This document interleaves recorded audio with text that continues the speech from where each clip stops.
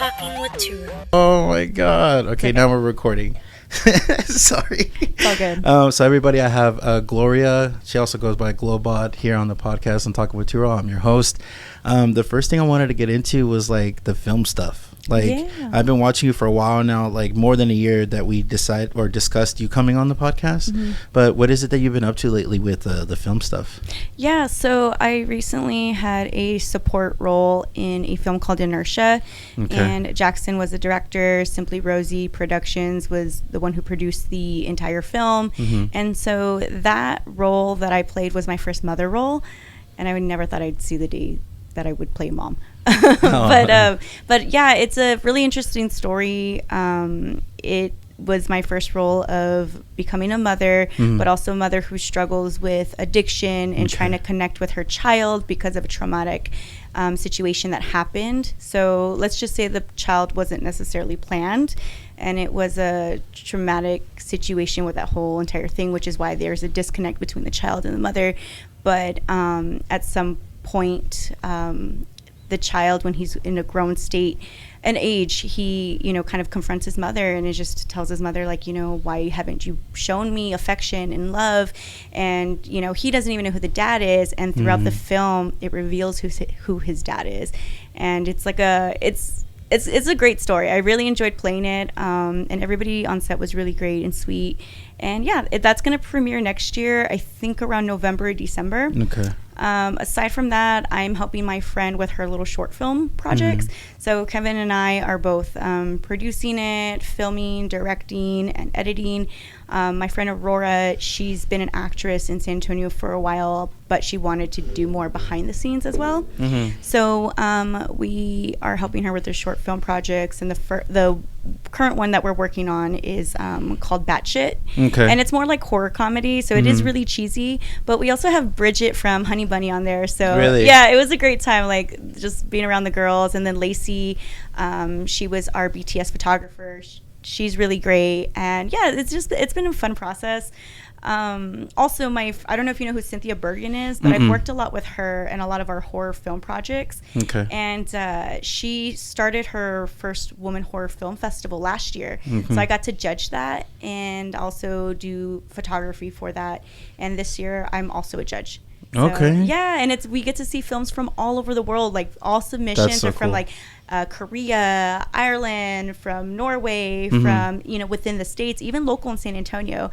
So it can be tedious to go through all the films, but it's kind of like awesome because you just see what people put into even low budget. Some of these low budget films are way more creative and well thought out than like the higher budget films, but it's just great. It's just great to see how creatives work together, and it's beautiful. I love it. That's a lot. That's so awesome. Sorry. I was ranting. No, you're good. I love that. So like all of that, that's within a span of what, like 2 years, 3 years that you've been like a year. A year? Yeah. Okay. Yeah. Okay, that's what's up.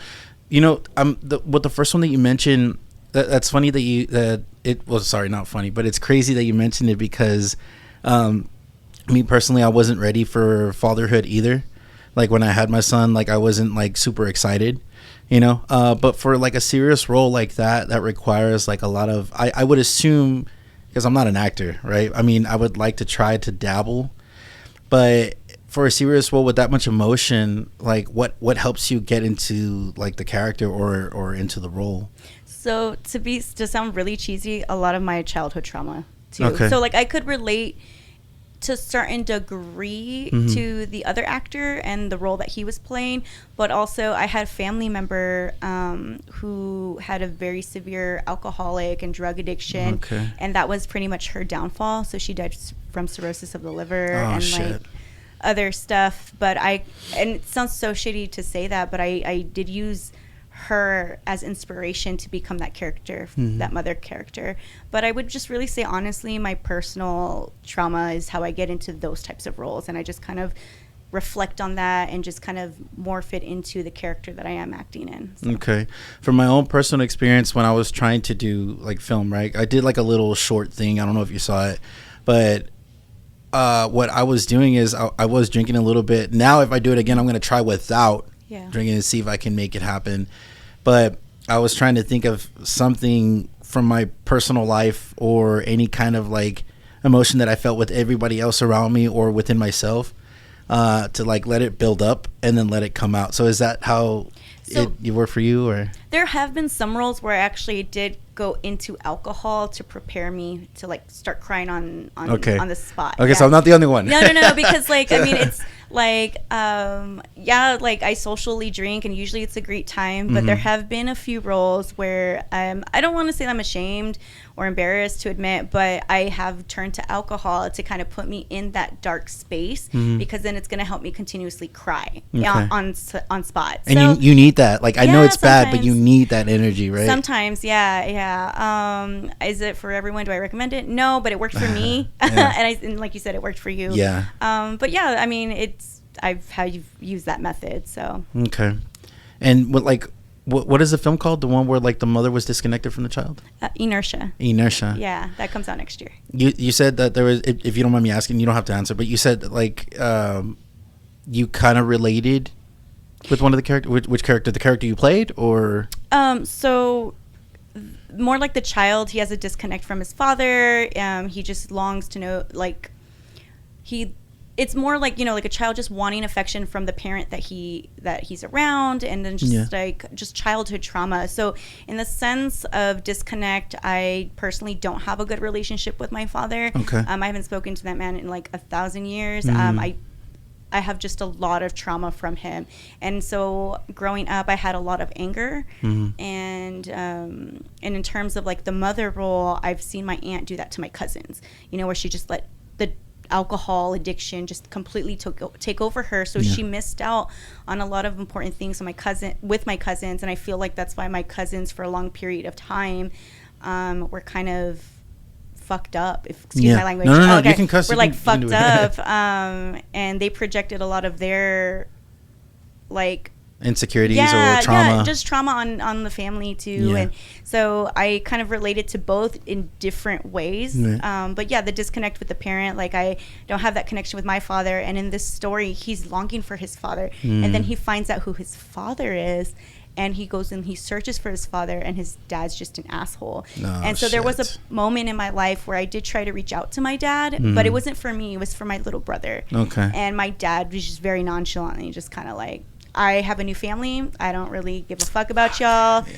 So it was kind of like, cool, you can have kids and just not really have a connection. But I mean, I'm not the only person who's gone through it. Other people have gone through it. I think that's what helped me get over grieving and mourning like that relationship that I could have with my father. But it's just I'm in my 30s now. I've gone this far without him, so I'm okay. I know a lot of people like need therapy still. Not saying that you do, right? I know that I do, but when it comes to like alcohol, like on my dad's side, like a lot, like his brothers and him, they were all alcoholics. They're not anymore, right? My dad's been years sober, and I recently like went sober. Like I'm going on 30 days now. Yay! Congratulations. Appreciate it.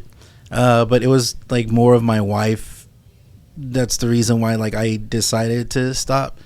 Only because like for some reason, Gloria, like if I'm very comfortable with someone, and it's always like a partner, they get a different version of me, more love as well, right? That you wouldn't give to a friend or your parents or your siblings. But like for some reason, like I don't know, like in the relationship, I start getting like I feel like somewhat unhappy, and I don't know why. And that's something that I've never talked about or got therapy for. But I feel like being sober kind of helped like look at things in a different way, you know what I mean? It does. And that's crazy, and I'm sorry that you went through that, but I feel there was a couple of things too that I went through as well growing up, because since my dad was an alcoholic, like I remember, and this memory came back like a while back. You know how something just snaps and you remember it again? But I remember like if I smelt his breath, like that's when I would say in my head like, oh shit, like something's about to go down, like it's gonna be a bad day. And with the acting, I feel like drinking did help me a little bit. Like I wasn't abusing it, Right. But I thought about those things too, and I feel like a lot of the trauma stems from our childhood, because it depends on the home that we're raised in, you know what I mean? Yeah. And like when I had my son, like I wasn't very excited about it, but I was there though. You know, like, of course, me and his mom, we didn't stay together, but you know, I still talk to him. I haven't seen him in a while. It's a weird transition in my life right now, you know, because I'm still trying to figure out everything at the new home with my wife and her kids. She has 4 kids. You know, at least you're honest though, and you recognize that, and you're working towards that. Yeah. And a lot of men or just people in general don't do that. Yeah. So I applaud you on that. Thank you. I feel like I don't want to be that person that just ignores it, because if I don't make the effort to change, then who's gonna want to be with somebody like that? Because we're getting older too. You know what I mean? Like, and it's not only that, it's like, are you gonna be happy with yourself? Right. You know, like, are you, like, you don't want to, I don't know, life is too short to live with so much regret on your character too. And that's why I try every day to be positive, to be kind, to be even forgiving with myself, and be like the best sister or daughter. And you know, relationships are hard, you know, and I'm still trying to practice on being the best partner that I can be. And it's hard, but as long as you're just like focused on wanting to change, like, that's really all you can do slowly, you know, to start. But no, relationships are hard, especially marriage, like, because like I know that I want to spend the rest of my life with her, but I'm also trying to learn how to be like not me, I guess, entirely. The good parts of me to keep, you know what I mean? But the parts that didn't really do any good towards anybody, because like, it's not about you anymore, you know what I mean? You got to strip away. It's the unit. Unity. Yeah. And with your music, like, is there anything that I can ask, like any of your songs that you use some of those experiences in your life to write about? Yeah, so the first 3 songs that I created were all love songs. So cliche, right? No, love songs. And I just feel kind of disconnected from that, because those were just like experiences that I had a song idea for, and I just wanted to just creatively get it out and kind of use as a stepping stone. But right now I'm in a whole different space where the songs that I want to sing about are just all different types of relationships. So the song I'm currently working on right now is called Just Wanna Leave, and it's just about cutting pretty much a toxic relationship, whether it be family member relationship, however somebody wants to interpret it. But for me, it's mainly based on family and friendship. And it's very early 2000s emo, like almost brand new. I like it. But yeah, so I'm just more in a happier spot. So aside from that song, I'm working with my friend Starlene and her husband Zach, who's an amazing producer. I'm a feature on her song, and it's more electronic pop, and it's really fun. And it's great. So I'm kind of in a new space right now where I'm like, I just want to make happier songs, or if it's songs about a relationship, it's not just like one type of relationship, it's just in general. And so those old songs that I did, I had a great experience. It taught me a lot. They were about old relationships that no longer really served me. So I'm just I'm like, okay, now I have all these other things to write about that I'm currently dealing with or currently dealt with. And so right now, like, would you say, you said like you're in a better place now? Yeah, I'm in a better place now. And so even though the song that I'm currently working on is a little emo, and it's about just like cutting off relationships in general, I'm able to, now that I've been able to weed out people that have harmed me and just kind of keep people who are more supportive around me. Now I'm in like this new era of wanting to make happier songs, and I'm even working on a Spanish song. So it's going to be fun. Yeah, it's great. So I got to collab with my friend Starlene and her husband Zach, who's an amazing producer, and it's like an electronic pop. Well, not pop, but more like electronic dance song. So that's fun. So yeah, I'm just trying to start working more on music. I think my 2 past experiences with people kind of traumatized me for a minute. So like collaborating with others, or? Yeah, and so that's why, and it's mainly women. It sucks. It was like only 2 situations. But now I've met other people that are just as giving as I am. And are wanting to collaborate and make it more of a team effort. And so now I'm like, okay, I'm ready to make music again. Like, let's go, let's do this. And so, yeah, I have a better support system, and so I'm in a good spot right now. How long did it take you to get to that spot? Because I know it's not an easy journey. Like, for you to feel okay with everything, you know what I mean? Yeah, so I probably took almost a year break from making anything. Like, I mean, I was at home, like, doing little voice notes and memos or whatever, but I was just like, man, I feel so... I just, like, traumatized. I don't know if I'm going to be judged. I mean, you know that feeling, too, right? Yeah. Or people just say, like, I made Gloria, or I would... You know what I mean? Like, just stuff like that. But... I don't know. It's just I'm in a better spot, and my longtime friend, who's also the guy who produces my music and mix and masters, Chris. He's great. Like, he's always been a sweet, humble friend and I just really appreciate that. And he's always willing to work with me on my stuff and try to perfect it. And so that makes me feel a lot better.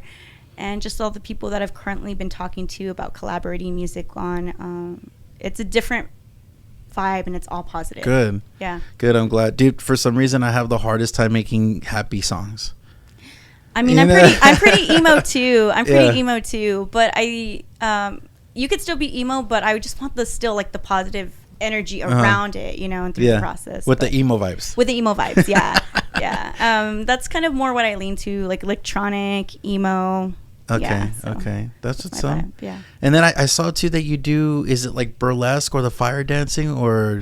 Oh yeah, so tell me a little bit about that, because I don't know how that works. Like yeah. So I was in a troupe called House of Erotique, and I was one of the members of burlesque dancer basically, and so that was really fun because it's like almost theater in a sense. Okay. So you get to be as like dramatic and glam as you want to be, but I started nursing school, so I haven't been able to really do much of that. Okay. Yeah, but it's great, and I started slowly learning how to eat fire. What the hell? Yeah. But yeah, I wanted to start doing more with my performances, and hopefully by December I can get back into performing and doing more fire stuff. Okay. Yeah. Have you always been like not shy? Like I don't know what the word for that is. Like not the opposite of shy. Like, no, I'm still shy when I perform. I perform, which is why I was when you were like, "Oh, do you want to perform a song?" I was like, "No, I'm so shy. I haven't worked on anything." Well, also like I'm not connected with those songs anymore. Hopefully when I get a new song. But yeah, no, I honestly I think I love art so much that when when I'm ready to perform, I'm like, okay, it's not even about me, it's about the art. So just throw my nerves aside. And so yeah, but I mean, I am shy and I do get like stage fright, but I'm just like, no, I need to make this art, this creative thing that I'm doing like really, really good. So I kind of put that to the side. Okay. But I do still get nerves and I freak out, but yeah. When did you do your first burlesque show? Oh my God, that was like 2 years ago. Yeah, like 2 years ago. It was at Brick. Okay. And it was for New Year's, but I did horrible. Because I was still trying to learn about it, Right. I mean, you see it on like from the movies like Burlesque with what is it, Christina Aguilera and Cher, or Moulin Rouge, like a little bit of that. But it's still different when you're doing it, and then you start realizing like, oh, like other methods to make things look better, And I just was slowly learning how to make stuff look more presentable, more prettier. Okay. And understand, because I'm not, what is it, like, I'm always off rhythm. Like, naturally, I'm off rhythm. So, like, trying to learn how to do, like, choreography and get into rhythm was really, really hard for me. But it was fun. I feel like now I can be a little bit more sensual and, like, you know what I mean? And sassy. But before, I was like, I'm this really goofy person with, like, 2 left feet that can't dance to save my life. But I feel like I've grown a little bit. That's good. Yeah. Well, I mean, it's just like anything else, right? Like from the first time you do it to like after a couple times and you got it down. And I wasn't really shy because I've done body paint modeling for Beyond the Canvas for like over a decade. Okay. And so with body paint modeling and performing, I'm already in pasties and a thong and my whole body's covered in paint. And we usually, for competition, the models perform. Okay. So I already kind of had that experience and exposure. Gotcha. So burlesque, it wasn't too different, but it's still a little bit more like glam and the illusion and just like the show. Very showgirl. And I was like, oh shoot, I'm like, and you work with some of the best girls, like and you're just, I'm just in awe and inspired, and I'm just like, I want to be like them. You know? But I honestly, from that experience, I got to meet a lot of amazing women. and performers, and I still keep in touch with them, and I just love them. Yeah. So you've always been a creative type? Yeah. Like ever since you were young? Since I was little. I'm like the black sheep of the family. Okay. Yeah, I've always It's been... usually the black sheep, though. Yeah. I was ones. always the creative one. I was the one in theater. Okay. Yeah. And like there was like one year my dad was like trying to get me out of theater because he just didn't want me in it, and I didn't understand why. And he called the school and talked to the theater teacher. No He's like, way. I don't want my daughter to participate. And he didn't even give a good reason. He just didn't want me in theater. Yeah. And I told him, I was like, you cannot take... And this was me in high school, you know, I think it was my sophomore year. And I was like, you can't take this away from me. I love this. And I remember just being so dramatic. And that was when I knew that I really love art. And just art is my passion. And also coming from a toxic home environment, really art is what saved me. Like that's what helped me keep going and become a better person, or just like want to like just keep out of trouble as much as I could with art. You know, and like animals your escape, right? Like that was literally my escape from the toxic home environment I grew up in. Yeah, so. And then it just like evolved over time as you got older? Yeah, and as I got older, I was in a really horrible relationship for like about 7 years, and he wasn't supportive at all. But there were moments where he was like, it's either me or, you know... your passion? Or your passion. What the fuck? And I was like, dude, you're stuck at home living with your parents. You don't even pay a bill. Like, I'm not even going to listen to you. I think I'd rather be alone and be a creative and be happy, you know, living and breathing art than being in this, like, shitty relationship with you where you have, like, nothing to offer me. Yeah. You know? Yeah. And so I chose my art. Yeah. I chose my art. Good. Yeah. Good. I'm glad. I feel like we all need, like, remedy or something to help us feel... like alive, you know, because like the daily life like sucks us in so much of like having to go to work and pay bills and do shit like that. And I feel like doing this, like the podcast or music or the burlesque, is like a way to escape. It is. You and know? Yeah, and it's also like it gives you a moment to like really progress and build your character, because a lot of that is hard work. And in order for you to get better, and in order for you, like, you have to put dedication, commitment, time, and effort. And a lot of people are usually like turned off by that, and so they're like, I don't want to do that anymore because that's too much of my time or whatever. And me, I'm just like, once I make a commitment, I'm locked in. Yeah, I'm just like, I'm not turning away unless it's like a really bad decision. But that's rare that I'm just like, no, I'm locked in. We're doing this thing. I want to get better at this art. Like, I just love art so much that I don't want to fail those who inspire me. Does that make sense? Yeah, too? Because there's people rooting for you and they want to see you succeed, you know? Yeah, well, hopefully. So don't let them down. No pressure. F my haters. That's cool. And like when you were young, when did you start singing? You play guitar too? I don't play guitar. I should though. I should learn. No, you're good. But when did you start singing? When I was little, I was in choir, like middle school. I'm not a good singer, but I'm practicing. But my friend Celeste, she's in every band. Yeah. Oh my gosh, I always get it wrong too. I know, I'm so sorry, Celeste Amando. Like, y'all are great. I love you. But she recently started helping me, and she is such a sweetheart. And she's like, I was like, you know what? I'm so glad I got to learn from you, because you're just an amazing singer. Like, they're great. Yeah. And I just was recently in one of their music videos that they're shooting. Hush. Yeah. Okay. Yeah. We'll wait till that comes out first before we put this up. Yeah. No, but they're great. But but she's great. She helps me with my vocal, I guess, sessions or lessons, and she's just a good person. Her and Mondo are great. I love the energy that they bring. Yeah, and that's so cool that they're doing the band together too. Yeah. A married couple doing a band together. Yeah, but I'm slowly learning how to become a better singer.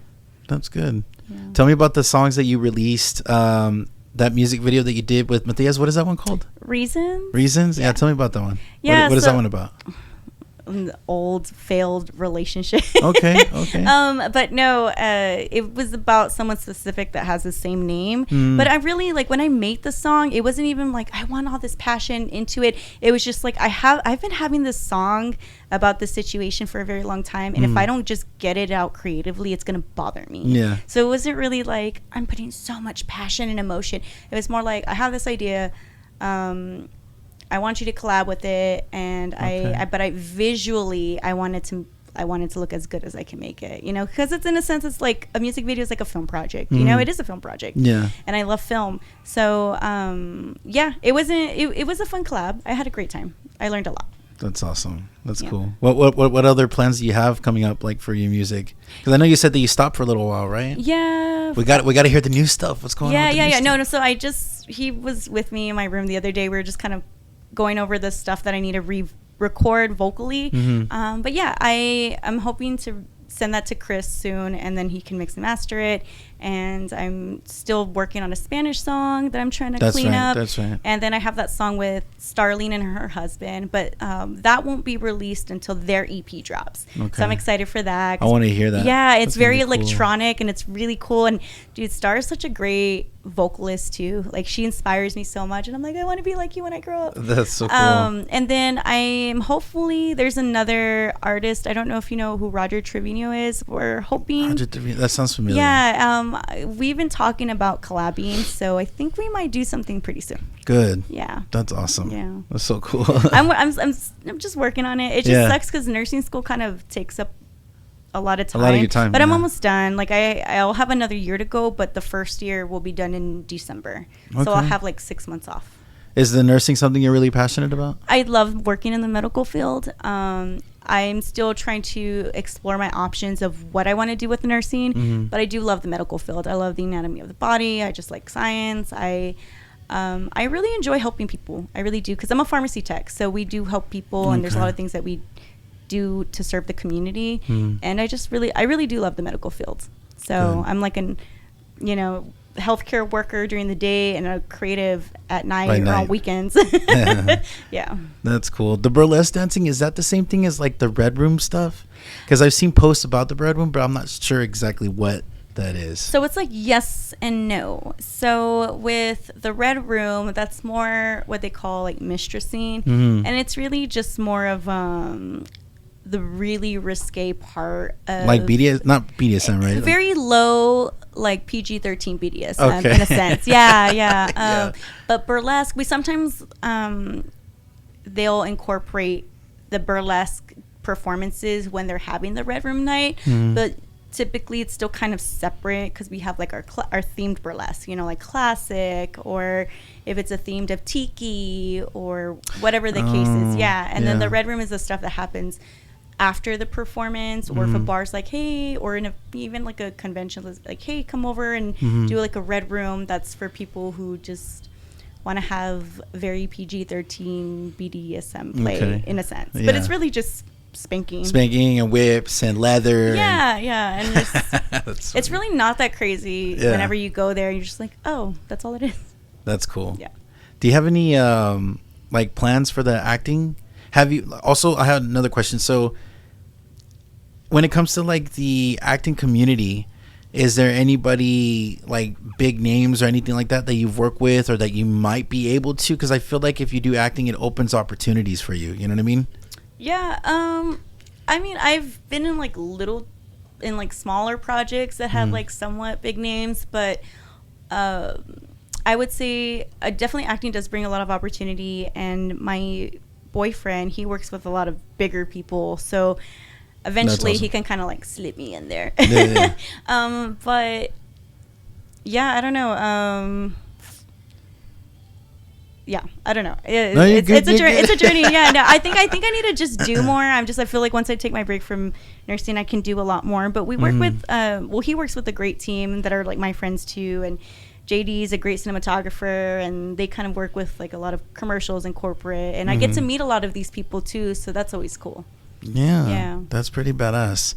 I'm looking forward to seeing what else you're gonna bring out, you know what I mean, with everything that you do, not just like the acting, not just the music or the burlesque, but I'm also trying to do the same thing, but I'm putting a lot on my plate, but I'm trying to balance it out like as much as possible. That's me, because I do photography too. Like I'm decent. Oh, that's right, you do. Yeah, like I feel like if I say what I'm good at with photography, it's gonna be live music photography, because that's the more that I'm comfortable with. I feel like you can get away with a lot more with that, but I'm practicing more on like portraits or studios and more street photography, which Kevin's showing me. But my dream my dream has always been to be a photographer for skateboarders or skateboard magazines. Okay. And so hopefully I can start a little mini doc series soon, with just like local skateboarders and take photos. But that's always been my dream project to do. Mm-hmm. Yeah. But yeah, Kevin's showing me some video too, how to do videography, and I'm slowly learning. I've been able to shoot some stuff for Honey Bunny. But yeah.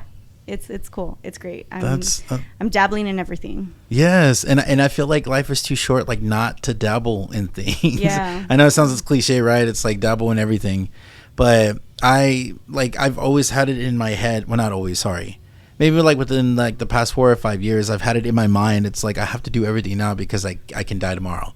Some people are like, no, that's not a good way to think. But I mean, what about that saying, tomorrow's not promised? Yeah, and you don't want to live in regret. I see, this has always been my fear, because a lot of people are always, like, oh, I wait, or like from what I hear in conversation, I wish I could have done this. I wish I could have done that. And I don't want to be on my deathbed wishing that I could have done more artistically. And so that's why I just dabble in everything. But that's also the problem, because it gets hard to commit to one thing to get really good at it, right? Because I'm too busy just like, okay, let me do this, let me do this, let me do this, let me do this. But I'm working on that. Working on balancing that. I had the same idea that you just said. It's like, I don't want to be like 70 or 80 years old, or like you're not able-bodied anymore. You can't move. You can't do the shit that you used to do. I don't want to be that person. Yeah. And I'm sure that a lot of people that work in hospice or in the what's the homes with the old people? The nursing homes. The nursing homes. I'm sure they hear it all the time. Yeah. And like for you and I and anybody else that's like really passionate in doing anything, like it would just be a shame if we don't pursue everything that we want to do. It's an interesting. Yeah, it's an interesting story. So for nursing, there is a facility that we go to get our hours. And I don't remember his name, but there's a resident, and he's young, and he was a musician, because the family has a picture of him and where he worked, and he was a musician. He would play, and he's so young. He's young. He's probably like our age, but he can't speak. He can't move. Like, he's like there but not there. And I just when I would go there, I would be like, I'm an artist, I'm a creative too, and I just want to say, if you can hear me, that we appreciate anything that you've contributed, because I like, as an artist, like, it's just, I don't know, like, you just want to let another artist and creative know, like, dude, you're awesome for doing what you did. Yeah. And it just sucks, because I see the photos of him once playing guitar, and I'm like, man, he can't do what he loved doing anymore. And that I always think about that moment, and I'm just like, I gotta really lock in and do everything that I've always wanted to do. Yeah. I don't know what it is about death, but like, I feel like I picture my own death a lot, not like every day. But for some reason, I don't know why I've been thinking about that lately, and I think that's what's pushing me more to do these things. And I'm really glad that my wife is supportive, because she says like, hey, spend time with me, but also like go do everything that you're passionate about. Yeah, you know what I mean. And I think that's really cool, because I know there's some people out there, or relationships, that like they don't allow you to grow and be who you're supposed to be. Yeah, I mean, oh my gosh, that ex told me, because I used to dress like really crazy, like very Gaga-ish, because I'm obsessed with Lady Gaga. And I was just, when I was like, I don't care if I'm a freak, I'm just gonna dress however I want. But he would tell me things like, don't dress like that because you're not very famous. Controlling. No, yeah, well, not even, because he was controlling, but it was like, he just wanted to put me down. And he's like, you're not famous. And I just used to tell him, like, well, Gaga used to do it before she was famous. And he would tell me, well, you're not Gaga, and she has talent. So I was like, oh, okay, well, now I'm going to go hard with everything that I do. But now I have a supportive partner who helps me with everything. Good. And I'm just so lucky. I'm very lucky. I hope you don't mind me bringing up the past. If at any point it bothers you, just let me know. But you said you were in that relationship for 7 years, and he didn't allow you to do your passions. How long did you let it slide before you were finally like, enough is enough? Because 7 years is quite a long time. It is a long time. I mean, he put up with a lot with me too, but I just felt he was trying to control something when he literally was not contributing to anything. But I mean, it took me 7 years to finally let go. It was like a really severe situation where I was like, oh, I have no choice but to cut you off, and like, we can never be friends, even cool again. Yeah, so, fuck that. Yeah, no, but he would one time I did a event, and it was at a really nice bar, a really fancy bar, and it was kind of where there was a bunch of sketch artists there sketching, and some of us body paint models and painters were there getting painted, and I was getting painted, and so the artists were sketching us, and someone put it on Reddit, or like had someone that was there took a picture and put it on Reddit, and my ex saw that, and he was like, why are you doing it? Like, he was just going off on me, and I was like, you already know that I like doing this stuff. But he called me like all types of names, and I was just like, dude, I'm literally doing this for art. Like, I love art. Like, I don't know what the issue is. But yeah, he's like, and for 7 years I've been doing film. I've been a local actress, and he's never gone to any, he never would go. Yeah. And I'm just like, what the hell? I'm like literally sitting down with you, watching you play Magic: The Gathering, and I'm giving you money for your, some of your competitions, and for your deck card, like your, what is it? The decks, like the cards. Oh, the decks, yeah. Yeah. And I'm bringing you food. I'm like being supportive, and you can't even come to like any of my film screenings. Like, what the heck? Yeah, you can. The battery's dying. Yeah. Okay, I guess we can let it charge for a little bit. Okay. Now I know that's crazy, and the only reason why I ask is because I feel like sometimes love is blind, and I'm not saying you were blind. But also, I guess what I'm learning too, Gloria, is that like, sometimes saying I love you or like love is like not enough. Like it is a lot of work. Yeah. Well, also that comes from the childhood trauma, I think, because my, like father abandonment issues, and you're just wanting love. Sorry, here, you can clip it off and then. Go ahead. Wanting love. Like you just want love and affection, so you feel like, I don't know, a boyfriend's gonna fill the void of like a male figure, something that you might be missing, right? Like, like the protection and the love and the support, and it's just worse. Instead, it's cats. She's for as long as I've known her since I was 22. Aww. So the crazy story about us is like, I met her when I was 22. She was a waitress at gyms. Oh, nice. And I was out with my friends drinking or whatever, and I asked her for her number. And then, like, over the years, we saw each other maybe 2 or 3 times. And then for the first time in 7 years, I saw her last year. So last year, it's been 7 years since I seen her. I saw her last year, and then we just hit it off from there. Aww. But it's pretty crazy. But, like, some of the bad parts of me that I noticed from my last relationship, like, they're coming out again. I'm like, fuck, I don't want to mess up this time. And then that's when you really have to look deep within yourself and ask, like, what is it about me that I need to fix? Right. Like, what is it that is not going to make anything that I do in life or relationship prosper? Yeah. And like right now, I guess we're not really in a good place. Like, it's not like we hate each other and it's like, fuck you or anything like that. But like, I feel like just not in a good headspace. And then like being in a new home, and then with like children being there, and I'm just like, it's intense. Yes, dude, like so fucking bad. And I'm just like, oh my God. And sometimes I feel like the walls are closing in, but like, I feel like maybe it's something that I need therapy for, because I don't know what it is about being a loving family that I don't like, dude. And I've never said that to anybody. Is that like, did you have a broken home? Oh, put the mic. Did you have a broken home? Yeah. And like, it wasn't like, when I think about it, like sitting at the dinner table, we never talked, or like I would just go to my room. I would stay in my room. Yeah. And then like I was on Adderall because I had ADD. So like it was prescribed to me. So like I was a zombie. Yeah. And then like it was never like, oh, I'm excited to be with mom and dad. No. For me, I don't think I could ever get married. As much as I love my partner now, like I think from the trauma with my mom and my dad, I don't ever want to get married. It scarred you, right? Like, yeah. So I'm like, no, I'm good. I feel like in our generation, especially from Mexican families, not that they're only ones, right? But for Mexican families, it's like we see like the wrong way of how to do things when you're supposed to love your partner. Like, I think that my mom and dad stayed together just because of me and my sister. And in my opinion, I don't think you should stay somewhere where you're not happy, because then everybody else feels it. They suffer. Yeah. Yeah, you know? that was my family. Well, my dad was very abusive with my mom. Like, he hit my mom in front of us, and it was just, and that man wasn't even drinking or on drugs. He was just crazy. So you saw him when you were little? Yeah, right? I mean, I know. Yeah, I grew. You know, he was in my life until I was 15. Okay. But he was it was just a horrible home environment. But I always remember telling myself, and no disrespect to my mother, because I love her so much, and she is there for me all the time. But I just always remember thinking, like, I don't ever want a man to treat me that way. Yeah. And I never want to be my mom. Yeah.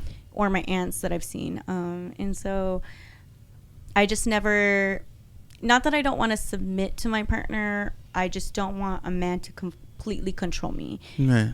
Yeah. It just, yeah. I mean, it's like, I didn't die with, I mean, I wasn't born with you on my hip, or I'm not going to die with, you know what I mean? It's just like, I'm my own person. I don't need your validation. Like, but I mean, I'm also trying to be more softer, because I really do feel like I come off too alpha, and I'm trying to soften up. I'm learning. It's still, I could still be a better partner, but I'm slowly working at it. Yeah. It's just the trauma. And I should go to therapy.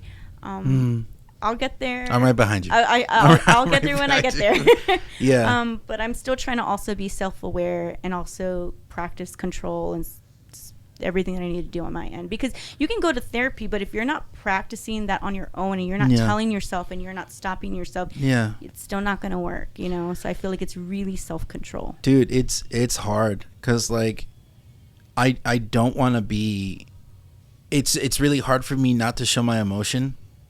You can feel it, and you can tell if I'm not in a good mood. And I feel bad because my wife feels that and she sees that. And, like, I'm trying so hard, dude, like, to just like be in a better mood, but, like, I can't pinpoint exactly what it is. But it stems obviously from trauma. It stems from, you know, shit that's happened in the past, and, like, it's something that I need to address too. So I'm right behind you with therapy, but I feel like the right person is what pushes you to, like, make a change. Yeah. And then, look, I'm lucky for, like, that I have Kevin as a support system, and he's always working with me. But it does, like, help to have a partner who's a little bit more softer and more kind and compassionate. You're just like, oh, I can adapt. And I'm like, oh, I need to change. Like, I cannot be this way with my partner. Yeah. You know, like, it just, it reminds me a lot that, like, calm down, work on yourself, don't project any anger or insecurity on your partner. So I'm still learning, but I'm just lucky enough to have somebody who's working with me and who's also working on himself. Good. Yeah. I think we're at that age now where that does become important. He's like, fucking Kevin. I feel like we're at that age where that's important, you know? Like, I was telling my wife and some of my friends, I'm like, dude, in our early 20s, going out, partying, getting drunk, going to work, that was cool.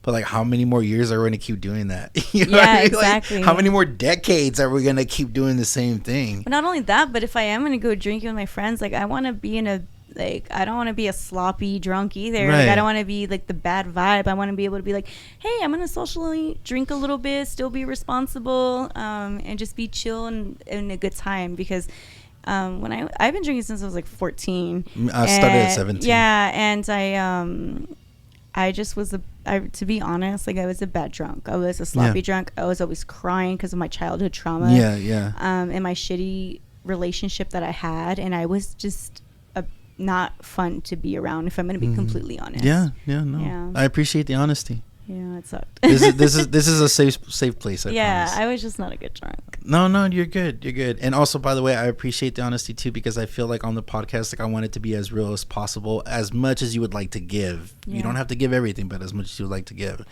But, dude, I'm so glad that you brought that up, because, like, I guess I'll just say an addiction. Like, it's an addiction with alcohol, you know? And I didn't see it that way, because I thought everything that I was doing was just, like, an average part of the day. Like, for example, like, I'll drink a 6-pack. Or if I'm watching my son and we're playing Minecraft, I'll drink a 6-pack.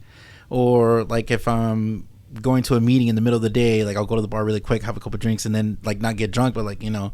And then, like, it took my wife telling me, like, all this shit that I was doing is just not a normal thing that people do. Like, that's a bad habit. And in my mind, I'm like, what do you mean? I'm fine. Like, I'm not fucked up. I'm not drunk. You know, I can still. But then I realized, like, not drinking for the past, like, 30 days, seeing pictures of myself or videos of me, like, being fucked up, I was like, okay, now I understand. Yeah. How does your body feel? Like, physically? I feel like I'm getting better rest. Like I feel like I'm going to sleep better, waking up better. I don't feel like fucking bloated, you know? Like I don't feel like groggy and heavy. And then dude, like one thing that was fucking with me, like to get my shit done, like my errands or working out, was that like if I got off of work at 7, I'm like, fuck it, I'll get a 6-pack, you know, and I'll just chill. But I was chilling too much. You know what I'm saying? At least you're aware of it. Yeah. At least you're aware of it. Yeah. So now like I'm trying really hard, but not just for my wife, but I'm also doing this for me. That's important too. Yeah, I was about to say, just also do it for yourself. Yeah. And then like it was really hard for me to do or write a happy song, because I don't know, dude. I dive into like just sad shit. You know what I mean? Like right away. That's me too. But you know, like you could still like. There's nothing wrong with singing sad songs as long as like you yourself in a still good, healthier place. You know, yeah. You could still like. That's what music is for. Like you can release your experiences, but as long as you yourself are presently in a good spot, I think that's good. If the sad songs are making you like go downhill, even sadder. Yeah, I was like, don't do it. But if it's just more of like a moment of reflection and you're just kind of sharing your experience with everyone, that's different. You know. But I want to hear more of your music. Thank you. I would like to see more. I love seeing your covers, like when you have other people like collaborating and you guys do covers. I always think that was cool. Like I enjoy watching those. I feel like if I don't have a lot of time to like be on set or to go to the studio, then I'll just set up my camera at home, sing something, and then boom, and then post it. You know, or what I've been doing too is like I'll reach out to like people on Instagram that don't even live here, live somewhere else. I don't know personally. And I'm like, hey man, I really like your stuff. Can I sing over it? Yeah, go ahead. Oh, nice. Or people that do covers, and then like I just do it on my computer. You know what I mean? Like I feel like there shouldn't be any excuse for anyone not to do that, because like technology is in the palm of our hands. You know, so it's like fuck it, let's just do it. Yeah. But when it comes to music, dude, like the sad stuff. Not that I wanted to make people sad, but I feel like it's something that people can relate to and connect with, and that's something big for me in music, is to connect. It's to connect with other people. Same. I mean, that's why I love emo music. No, yeah. I don't think I'll be like the super old lady still listening to the emo stuff, because it really did speak to me. I think necessarily feel like most of the time it put me in a like, oh my god, they relate to me. Like I can relate to them. They're singing words that I wish I could have expressed. I wouldn't really say they always put me in a worse state at all, but I just love emo music because I connect with it. Yeah. And I love it's not that it doesn't make me sad. I'm just like, man, they get me. Like I understand that. But you feel it though. I feel it. Like, yeah. And I feel like that's pretty big for anybody, whether you're the listener or the creator. Is that connection and that feeling that you share. Yeah, and I think that's why I'll never steer away from emo music. Yeah, I don't think so either. That's gonna stay with us for a long time. Yeah, I'm like elder emo. Elder emo. Yeah, elder emo. We're the elder emo. Let's take a pause really quick. Yeah, the emotion, lots of emotion. I love all the emotion. Emo for life. We're emo for life. But I saw a video on Anthony Green. By the way, he's playing tonight. I don't know if I'm gonna go though. But Anthony Green, like he was on a podcast, and then like someone was asking him to write a happy song. He's like, I can't. So like it's just been like sad songs. But I feel like those type of songs and that type of music like gets us through the day. It does. And then, sorry, go ahead. For me personally, it does. Yeah. And then some songs will bring me down even more, and I'm like, yes, I want to be down here. Like, there's a band called Movements. I don't know if you guys heard of them. I love Movements. Yeah, okay, me too. I love them so much. Like the album Feel Something, dude. I connect with that album so much, especially the song Third Degree, and what's the other one? Fever Dream. Oh, Fever, yeah. I did a cover of that one with Marie Laveau, Fever Dream, and then what's the other one? Do you like Wishes? Wishes. Which one's that one? I can't sing it for me. No. It's just listen to it. It's great. I love Wishes. What are the words that resonate with you? Oh my god, if I could think that. Take your time. Following my stride. He says a line about like thorns on like to his side. Like I guess it's a metaphor, but that always stuck to me. I don't know. I'll send it to you. What was it about that part that? Oh, thank you. Yeah, let's look up the words really quick. Where's Wishes? 1,000 miles and I still feel you like a thorn in my side. Running from my problems never worked, but I'm still lengthening my stride. Those were the words that always spoke to me. What was it? What did it make you think of when you heard that? It speaks to you, right? So what does it say? It's just, you know, like in terms of like my family situation, it's just no matter how far or how long I go without talking to them, I still can feel the trauma and the pain, and it's like a thorn, you know what I mean? Like a thorn to your side. It's just like that pain is just too deep. It's too deep. Did you need the phone? He's like, give me the phone. No, you're good, Claire. No, I feel that. Like, there was something that my wife told me the other day, dude, and she was like your parents like really fucked you up, and I think for both of us, I think that's the case. Am I wrong though? Sorry. No. You're right. I'm like, you're so right. now in adulthood, we have to try and like pick up the pieces and fix it and break generational curses. Yeah, that too. And I'm trying really hard, dude, because like I catch myself like raising my voice to my son or getting upset but also lately he hasn't really been listening too much, and I don't know where he's getting that from. He doesn't live with me, so I don't know. But like I'll hear my dad come out and I'm like, fuck, I don't, like I just like, my dad didn't really know how to express love or emotion, but then also his parents weren't really there because his mom passed away when he was young and his dad was an alcoholic. So that would be the generational curse, is just like, not being empathetic. Yeah, my dad's real dad passed away at a very young age, and my grandma remarried, which my step grandpa was nice. I wasn't really too close to my dad's side of the family, but I could definitely see the reason why my dad went through a lot of trauma too, and because of his situation, but also when his dad was alive, his dad was very abusive towards him. So he had my dad go into boxing, and if my dad wasn't the top performer or did not perform a certain way, he would beat him.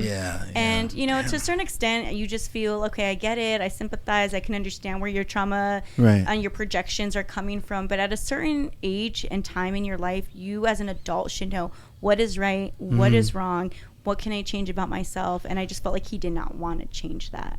So like at some point you're responsible for continuing how you're being, right? Yeah. It's just kind of like how we're both reflecting on how we should change. Right. I'm sure that thought came into their mind, but they just didn't want to do it. Yeah. It's all about power and control, and it just sucks that consumes people and that breaks relationships. Potentially good relationships. Yeah. Yeah. No, I agree 100%. You said one of the songs. What was it they said earlier? I'm sorry. I was trying to think. Oh, we were talking about movements, swishes. Movements. Dude, what one song that really hits me hard. Okay, I think I remember the question that I wanted to ask you. But one of the songs that really, really hits me hard, dude. I'm going to try to say it. I don't know why I fucking choke up when I say it or like sing it. But I think he said, you want to move mountains, go ahead. I think I'll suffocate instead. A change of scenery won't tame these endless earthquakes in my head. And I was like, oh, dude, I felt that in my heart. No, he is a poet. Yeah. Dude, everything he says is just so poetic and it's just so beautifully said. I'm like, dang, I wish I was that good. Like he just writes his stuff so beautifully. Well, I think the more songs that you and I pump out will be at that level. I think it just takes more writing. Yeah, that's all it is. And just really taking the time to execute it well. Yeah. Where words fail, music prevails. Yeah. Yeah. And can you like, how does that feel, like, to know that, if you don't mind me asking, that like your dad wasn't there? And before you answer, like, I haven't picked up my son in like a month or two. That's the longest I haven't seen him. But I've been there since he was born. And right now I'm in a crossroads where I feel like kind of like a piece of shit. Like, and then I lost my job too, so like I haven't been able to pay child support, but I've been paying the child support, right? So I know that he still cares about me, he loves me, of course, right? So I can't picture abandoning him. Right now I'm not in a good headspace to pick him up, right? And if I can keep this short, dude, like when I had him stay with me and my wife and her kids, like he was kind of not listening to her and giving her a hard time. That pissed me off. He's changing, dude. He's 7 years old, and like his personality and like little things are changing, but like not in a good way. But and I don't know what's going on at home with him. What were we gonna ask? I'm sorry. I mean, it's the era that we're in now, though, with the devices kids. and shit too. Yeah, like, and it's just like I feel these kids are growing up way more faster than what we did. Oh, okay. And that's, I mean, we even hit the peak. Like, we were hitting the peak of technology when technology was becoming more available to us. But I just feel like even at that, I feel like I was a normal kid, just chilling. You know, like I wasn't doing anything too crazy. I mean, the worst I did was go skateboarding all day and night, go to some metal shows. And I mean, I did drink at a young age, but I came from a broken home. They didn't really pay attention to that shit, you know? Right. But in terms of my dad, I think what hurt me was that even knowing that I was in a position that at that time him and my mom weren't aware of, or they weren't able to protect me because they were, you know, they didn't have no knowledge of that situation that went on. But then just knowing that once it was relayed to him about the situation, he was just like I'm sorry. Yeah, like, okay, whatever. Like, I have my new family now. Like, so I mean, that I feel like no betrayal after that, like no shitty friendship, no shitty relationship, none of that can cut as deep as that. So like, even though I kind of hold a little bit of a grudge against some people, of course. I mean, rightfully so. I feel like also like, man, it's not as, is it really that bad from what I went through with my dad, you know? I feel like that was the worst betrayal that any child or any person can go through. Yeah, absolutely. Yeah, so. No, I agree. Did it stop? It's about to. Oh no, we're gonna lose Gloria. Like the emoji where you just. No, and I appreciate you sharing that, but that's one thing that I don't want to do. I don't want to be like absent, you know.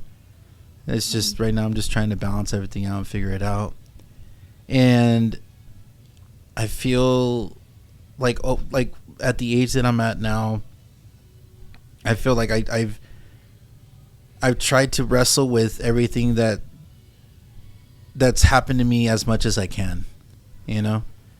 But we're still here. Yeah, we are, and as long as we're aware and we're making the conscious effort to change, I really think that's all that matters. Yeah. I mean, we can't change the past. We can't make the people that we wish loved us love us more. But all we can do is surround ourselves with people that love us and support us, and that we love and support, and just really try to cause more good to them than cause harm. And that's really just what my goal in life is. Good. Good. I'm glad. Thank you. Well, I think we're coming up on about an hour. Gloria, thank you so much for being on the podcast. Thank you for having me. Was there anything else you wanted to talk about or say before? Because we don't have to cut it off right now. No, I mean, just we do whatever the fuck we want. Follow my socials. My if you want to plug yourself in. Yeah, it's Globot 2113 on Instagram.